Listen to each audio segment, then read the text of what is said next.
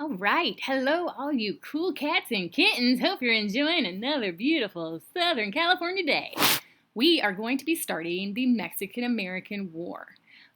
This is a war people don't kind of talk about that much, similar to the War of 1812, but it's actually a very important war, especially for anybody who lives out west. And it also does make the American Civil War, it does make it so that it comes quicker. A lot of the things that happened during the Mexican American War are catalysts for the start of the Civil War. And so today we're just going to talk about what is going on with the Mexican American War. So we already know Texas won its independence. You had Sam Houston, you had Moses and Stephen Austin who helped establish Texas.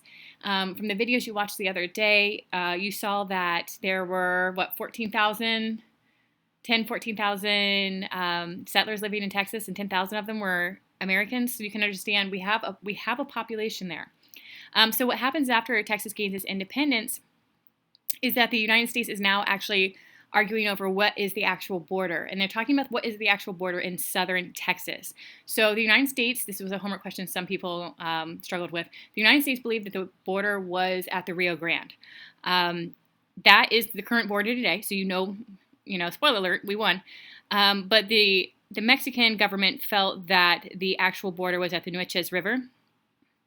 And so we're going to be basically fighting over this sliver of land between the Nueces and the Rio Grande River. The United States will obviously come out victorious. If you look at this map, I know this is not the best map, but it's not horrible either. This is an older map of what they considered Texas at the time. If you look at the bottom kind of left corner, you'll see two strips of red. The one on the bottom, that's going to be the Rio Grande River, and the one on the top just north of that is going to be the Nueces River. So Mexico's response to the border dispute is that Mexico is really frustrated. They were annoyed that the United States actually took control of Texas and allowed it to become a state eventually. Texas did try twice, and then eventually the United States, we'll take you as a state. Mexico is frustrated with the United States, so they just cut off all political ties in 1846. They don't like how the United States is dealing with them diplomatically, so they're just like, you know what, we're not going to even talk to you. On this map here on the right, you can see all the little X's are going to be battles. You can see there's one in Santa Fe. Over in California, you can see obviously we have Los Angeles, which actually is going to be known as the Battle of the Old Woman's Gun because there was a woman who saved a cannon and therefore she had a gun. So it's the Battle of the Old Woman's Gun. And then you have another famous one, San Pasqual. When you're talking about battles up north in Northern California near Sonoma and Monterey, those were pretty much, very one-sided. The United States rode into Monterey and said, hey, you guys should surrender. And Monterey's like, cool, I think we will because we don't have anything to fight you against. The one on the bottom, when you go into Mexico, is we'll talk about the Port of Veracruz on the bottom right.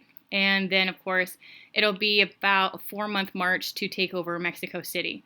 There's some other battles we're not really going to talk about, and I'm not going to go into heavy detail, but these are just a few key figures that you should be aware of in this battle. So before, obviously, war starts, we always have to be diplomatic, and so the United States sends a diplomat down to Mexico and said, in hopes of buying this territory. And what territory we want, we really want that in New Mexico, Arizona, California, Colorado. We don't want Mexico. We just want basically what our territory is today. Mexico refuses, obviously, to see the diplomat, so that really ticks off our president and congressmen who support this. Now, many people in the United States don't want this war. A lot of Whigs and people and abolitionist people oppose this war because they don't want the spread of slavery. They know if they're adding all of this territory, in particular in the South, south of that Mason-Dixon line, then that's not going to be good. That means that there are going to be more slave territory, and it's already an issue. It's been a bubbling issue for so many years now. Another person that I just wanted to mention, you might have heard of Henry David Thoreau. Thoreau is one of those writers that you might have to read in high school or college. His big thing was that he wrote about civil disobedience, which is basically nonviolent protesting, and he was protesting the war. So the way he protested the war was he refused to pay the $1 tax, and they put him in jail for that. So everybody was being taxed $1 to help pay for the war. The war was supposed to cost $10 million. Everybody was collecting money for that. He's going to be jailed, but his aunt's going to be super nice and bail him out. So it kind of makes the point a little bit moot, but, who am I to judge? Anyways, the reason I bring up Henry David Thoreau is because we will have civil rights leaders who will hearken back to him and his ideas, and this idea of that we don't need to be violent, that we can silently protest, that we can do things without using our fists. The other group I wanted to talk about was this Irish question. We have a lot of immigration coming into the country. I mean, we're a nation of immigrants. We truly are. If you look at your own personal backgrounds, everybody has some kind of interesting background. But in 1845, you have about 1.5 million Irish coming in, and they're going to keep flocking in even until the Civil War. And a lot of them are coming in because a lot of them are farmers, and there's a potato plight, and they can't feed their families. So the Irish come in, and a lot of them decide to fight for Mexico because Mexico is Catholic, which many Irish are. Mexico promises land. America doesn't promise you anything. America says, come on over, we'll have you as long as you can work. So the Irish are intrigued by the fact that the Mexican government says, hey, we have this chunk of land. If we win this battle, you can have this land, and you can still practice your religion. And we know, or you guys should know, that Catholicism is a religion that will often be penalized or looked down upon or seen as an other throughout United States history. I mean, like I mentioned all the time, JFK, it was scandalous that he was he was president and he was Catholic. He was our first Catholic president, and that's in the 1960s. So anyways, those Irish who did decide to side with the Mexicans government, they were either killed in battle or they were hung as traitors after the fact. Mexico's thoughts on the war. Mexico really doesn't want to fight this war.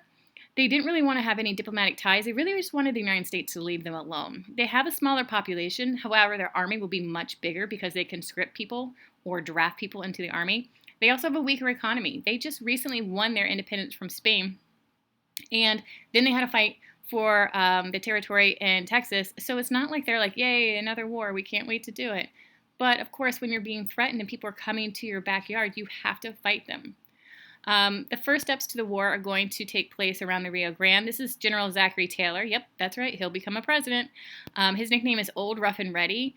Many people the reason I talk about the Mexican-American War is because we have so many people who fight in this war who are going to be movers and shakers during the American Civil War. So whether you care that much about the Mexican-American War, it's very fascinating to see the fact that a lot of the people like Ulysses S. Grant, Robert E. Lee, they fought beside each other during the Mexican-American War, and then will later turn around and have to fight against each other during the American Civil War. These are men that were trained together, that might have bunked together. It's seriously the connections that they had during the Mexican-American War is just kind of crazy that to show you that within less than 20 years, there's going to be a major schism within the United States, and they're going to fight against each other. Anyways, Taylor is sent down to that territory between the Neches and the Rio Grande River, and if I'm pronouncing Neches wrong, I'm sorry. So President Polk says, go down there and wait for orders. So essentially we're sending an army down there. We're sending like 3,000 men down there to just kind of hang out. But if you think about it, if you had 3,000 men in your backyard, you'd be like, this is kind of antagonizing. So Polk was doing this on purpose. He was setting the battleground, and that's really what it was. And, if you're in the Mexican government, you see an army in your backyard, you'd be like, they're not just here on a friendly manner or for a tea. So Mexico is going to make the first move. There's going to be a scouting party. The Mexican troops are going to capture a U.S. scouting party of about 60 people. 16 men are going to be killed or wounded of the United States. The rest are going to become prisoners. They're going to be obviously let go or held captive until obviously the Mexican-American War is over. However, Zachary Taylor sees that his scouting party was taken over. By the way, his scouting party was in what Mexico considered their territory, just north of the Rio Grande. So any U.S. troops in that territory, they're saying Mexico believes this is our territory. We are not in the wrong. These people are in the wrong. They're in our territory without our permission. But Zachary Taylor and James K. Polk, they all want war. And so Zachary Taylor ends up meeting with the Mexican general, and the Battle of Palo Alto. If you're looking at this little map on the right, and hopefully I'm not going too fast. If you're looking at this little map on the right, the blue is going to be Taylor's men, and the red is going to be the Mexican army led by General Arista. The U.S. had, like I said, about 2,200. You'll see somewhere it says 3,000 men versus Mexico's 3,400 men. The reason why the United States can beat them is because we have more military power, meaning we have better weapons, cannons, and things like that. And we have a well-trained army. So even though our army's not as big, they are men that are trained. Whereas Mexico's army, a lot of them are trained, but a lot of them are also people who just got conscripted on the march up. Who are like, oh, you're a farmer, grab a gun, let's go. They're like, I don't have a gun. Well, bring your hoe, bring your rake, whatever. The Mexican army could not flank the United States, and flank means they could not surround or go around the back of the United States. And you can see where the red is kind of circling back upon itself. That was meaning the United States could actually stop their advances. Just some pictures of the Battle of Palo Alto. It does look like in this picture a little bit that people are just out mowing hay, but that's not what's happening. These wagons are going to be bringing the cannon or taking the wounded out of the battle. This is just a picture of General Zachary Taylor. This is what the video talked about. One of the videos I had you watch on Monday talked about is just the fact that President Polk, this is so key, this is so American. This is somebody who wanted war, who wants that territory, who calls for Congress to declare war. And he got his war because he claims that American blood is shed on American land or American soil, however you want to say it. Keep in mind, that was land that Mexico believed was theirs. So it wasn't necessarily American land. It was just all this guy needed to start this war, to get this territory, was to have a few men die. And you'll see that throughout history. It's just somebody's just looking to start a war. They just need an excuse, and this was James K. Polk's excuse. So Mexico has now started, is now at war with the United States. And the last thing I'm going to talk about today is this idea of Aztlan. Aztlan harkens back to like a pre-Mexico, pre-Spanish idea that this is the original territory, and that Aztlan is all the area in the pink that is rightfully Spanish speakers Mexico's territory. And sometimes you'll still see that referenced in political cartoons and stuff today. And it kind of harkens back to a little bit like that. You can see kind of that Aztec word, that Aztlan. It's just this this rightful ownership of this land that will one day be returned to them. And we're going to stop there. We'll pick up with battles in California, which I know your book doesn't really talk about, but I think it's really interesting to see, since we live in California, what's going on. Enjoy your day.